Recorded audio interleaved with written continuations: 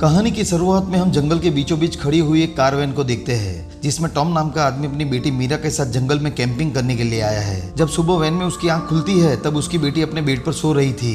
तभी बाहर बारिश शुरू हो जाती है। इस वजह से टॉम फिर से सो जाता है। कुछ देर बाद जब वो उठता है तो वो देखता है कि मीरा उसके बेड पर नहीं है। इसीलिए वो वैन के बाहर आकर मीरा को ढूंढने लगता है। वो आसपास हर जगह देखता है पर मीरा उसे कहीं नहीं दिखती। तभी अचानक से वहाँ एक औरत भागती हुई आती है और वो टॉम को भी भागने के लिए कहती है। उससे पहले कि टॉम उसकी बात को समझ पाता, वहाँ ज़ॉम्बी आकर उस औरत पर हमला कर देते हैं और उसे भी काटकर इन्फेक्टेड कर देते हैं। टॉम उसे बचाने की पूरी कोशिश करता है लेकिन तब तक वो औरत भी ज़ॉम्बी में कन्वर्ट हो जाती है। फिर वो ज़ॉम्बीज टॉम के पीछे पड़ जाते हैं। टॉम खुद को बचाने के लिए उनको मारने लगता है। उसी वक्त वहाँ मीरा आ जाती है। वो अपने डैड को ज़ॉम्बी से लड़ता हुआ देखकर डर जाती है। टॉम उसे जल्दी से यहाँ से भागने के लिए कहता है।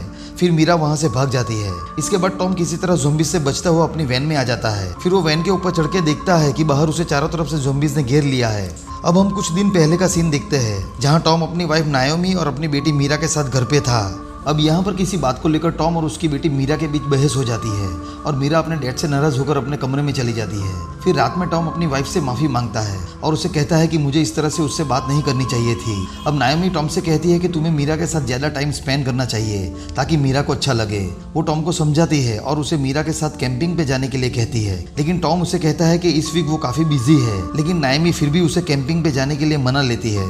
अगले दिन टॉम मीरा को लेकर कैंपिंग के लिए निकल जाता है। बीच रास्ते में टॉम मीरा से बात करने की कोशिश करता है लेकिन मीरा उससे नाराज थी, इसीलिए वो उसकी बात पर ज्यादा ध्यान नहीं देती और अपने फोन में लग जाती है। फिर टॉम लोकेशन पर पहुंचकर कैंपिंग का सारा इंतजाम कर लेता है। कुछ देर बाद वो मीरा को हाइकिंग के लिए ले जाता है लेकिन मीरा उसे कहती है कि उसे ये सब पसंद नहीं है, उसे सिर्फ अपने मोबाइल और कंप्यूटर में ही इंटरेस्ट है। पर फिर भी टॉम उसे आगे ले जाता है। फिर वो दोनों एक खंडर तक पहुंचते हैं जहां मीरा को कुछ चमकीले स्टोन मिलते हैं, जिसे देखकर टॉम मीरा को बताता है कि अगर कोई जंगल में खो जाए तो इनसे वो किसी को सिग्नल देकर अपने पास बुला सकता है और अपनी जान बचा सकता है। फिर शाम को वो वापस आकर अपनी वैन के पास आकर बैठ जाते हैं। साथ ही हम देखते हैं कि वहाँ कैंपिंग के लिए और भी लोग आए हुए हैं। तभी यहाँ पर एक लेडी आती है और वो टॉम और मीरा को अपने साथ डिनर के लिए इनवाइट करती है। फिर टॉम और मीरा उनके साथ हो जाते हैं। मीरा को भी वहाँ अपने नए दोस्त मिल जाते हैं जिसके साथ वो अच्छा फील कर रही थी। इसके बाद रात होते ही वो दोनों अपनी वैन में आ जाते हैं। टॉम अपना टाइम बिताने के लिए बुक पढ़ने लगता है और मीरा अपने फोन में लगी थी। तभी बाहर तेज बारिश शुरू हो जाती है। फिर टॉम बाहर निकलकर अपनी कार को अच्छे से लॉक कर देता है और वैन में वापस जाकर सो जाता है। अब इसके बाद शुरुआत में हम देख ही चुके हैं कि क्या हुआ था। अब सीन प्रेजेंट में आता है। सारे ज़ॉम्बीज मिलकर वैन को हिला रहे हैं। टॉम नीचे गिरने ही वाला होता है पर वो किसी तरह खुद को संभालता है। फिर वो वैन में आकर अपनी गन लोड करता है और बाहर निकलकर उन ज़ॉम्बीज को शूट करने लगता है। वो बहुत सारे ज़ॉम्बीज को मार देता है। तभी उसकी गोलियां खत्म हो जाती है, इसीलिए वो वापस वैन के अंदर आ जाता है। वो वैन का दरवाजा बंद कर ही रहा होता है तभी एक ज़ॉम्बी का हाथ दरवाजे के लॉक में फंस जाता है, जिसके बाद टॉम एक चाकू से उसका हाथ काट देता है और दरवाजा बंद कर देता है। फिर वो अपने हाथ पैरों पर टॉवेल लपेट लेता है जिससे ज़ॉम्बी उसे काट न पाए। फिर वो वैन में से सीढ़ी निकालकर कार की तरफ कर देता है और फैसला करता है कि वो कार को लेकर यहाँ से निकल जाएगा।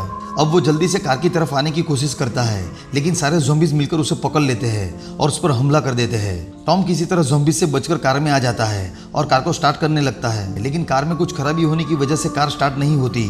फिर वो कार से फ्लेयर गन निकालता है और उससे एक ज़ॉम्बीज को भी मार देता है। अब उसके पास कोई और रास्ता न होने की वजह से वो वापस सीढ़ी चढ़कर वैन के ऊपर आ जाता है। तभी उसका पीछा करते हुए एक ज़ॉम्बी भी वैन के ऊपर आ जाता है लेकिन टॉम बड़ी बहादुरी से उस ज़ॉम्बी को वैन के नीचे गिरा देता है। फिर वो उस सीढ़ी को भी नीचे गिरा देता है ताकि ज़ॉम्बीज ऊपर ना आ जाए। अब टॉम को अपनी बेटी मीरा की काफी फिक्र हो रही थी, इसीलिए वो मीरा को कॉल लगाता है लेकिन उसका फोन वैन के अंदर ही था। ये देखकर वो और भी ज्यादा परेशान हो जाता है। कुछ देर बाद यहाँ रात हो जाती है और टॉम अपनी बेटी को याद करता हुआ वैन में ही सो जाता है। फिर अगले दिन वो दूरबीन की मदद से मीरा को ढूंढने की कोशिश करता है लेकिन वो उसे कहीं नहीं दिखती। फिर वो वैन के अंदर आकर रेडियो को ऑन करता है जिसमें ऑफिसर बताता है कि वायरस फैलने की वजह से पुलिस और आर्मी बॉर्डर सील कर रहे हैं। तभी एक ज़ॉम्बी वैन का शीशा तोड़कर टॉम पर हमला कर देता है लेकिन टॉम उस ज़ॉम्बी को मारकर उसे पीछे गिरा देता है। फिर वो एक लकड़ी के टुकड़े से उस खिड़की को कवर कर देता है। इसके बाद टॉम फिर से वैन के ऊपर आकर मीरा को ढूंढने लगता है। तभी उसे एक जगह पर मीरा दिख जाती है। अब टॉम मीरा से साइन लैंग्वेज में बातें करने लगता है। तभी एक ज़ॉम्बी मीरा को देख लेता है। इसके बाद सारे ज़ॉम्बीज मीरा की तरफ बढ़ने लगते हैं। अब टॉम जल्दी से मीरा को वहां से भागने के लिए कहता है और खुद वैन से नीचे कूदकर उन ज़ॉम्बीज को अपनी तरफ बुलाने लगता है।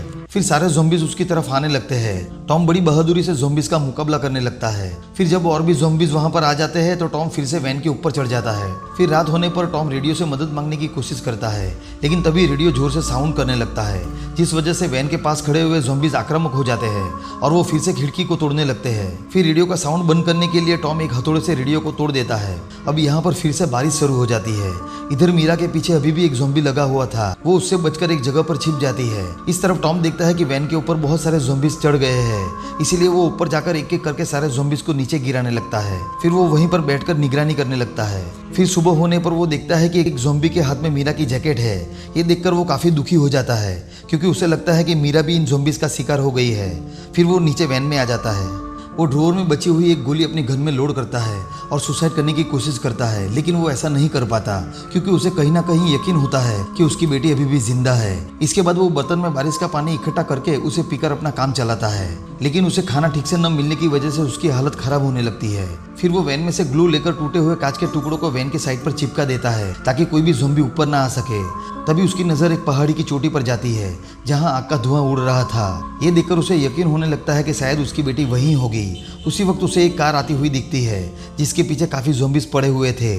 टॉम उसे अपनी तरफ आने के लिए कहता है, तभी वो कार एक पेड़ से टकरा जाती है और सारे ज़ॉम्बीज उसे चारों तरफ से घेर लेते हैं। फिर टॉम उस आदमी को बचाने का फैसला करता है और एक चाकू लेकर उसे बचाने आ जाता है। वो चाकू से ज़ॉम्बीज पर हमला करके किसी तरह उस आदमी को बचाकर अपनी वैन में ले आता है। बाद में पता चलता है कि वो एक पुलिस ऑफिसर है।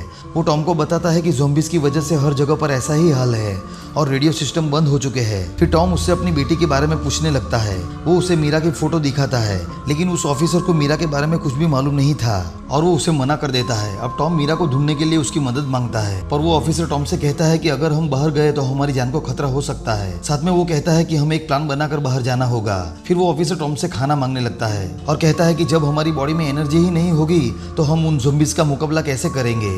इसके बाद टॉम उसे वैन में कुछ बचा हुआ खाना खिलाता है और बताता है कि बाकी का खाना उसने एक पेड़ पे लटका दिया है। अब टॉम को उस ऑफिसर का बिहेवियर देखकर उस पर शक होने लगता है, इसीलिए उसके सोने के बाद टॉम उसका आईडी चेक करता है। तब उसे पता चलता है कि वो आदमी झूठ बोल रहा था, वो कोई ऑफिसर नहीं है, उसने किसी दूसरे का आईडी कार्ड चुराया है। तभी वो आदमी नींद से उठ जाता है और टॉम पर हमला कर देता है। टॉम भी उसे मारने की कोशिश करता है, लेकिन वो आदमी टॉम के सर पे वार करके उसे बेहोश कर देता है। फिर वो आदमी टॉम के हाथों में हथकड़ी पहनाकर उसे ज़ॉम्बीज के बीच फेंकने ही वाला होता है। तभी टॉम को होश आ जाता है और फिर से उन दोनों के बीच लड़ाई होने लगती है। टॉम अपने एक हाथ में से हथकड़ी खोलकर उसके हाथ में फंसा देता है। तभी उस आदमी को नीचे से ज़ॉम्बीज पकड़ लेते हैं और नीचे की ओर खींचने लगते हैं। सारे ज़ॉम्बीज मिलकर उस आदमी को इतनी जोर से खींचते हैं कि उस आदमी का हाथ कटकर हथकड़ी में ही रह जाता है। इसके बाद टॉम यहाँ से निकलने का फैसला करता है। वो अपने साथ फ्लेयर गन को ले लेता है और वैन की बैटरी निकालकर उसे लेकर कार में आ जाता है।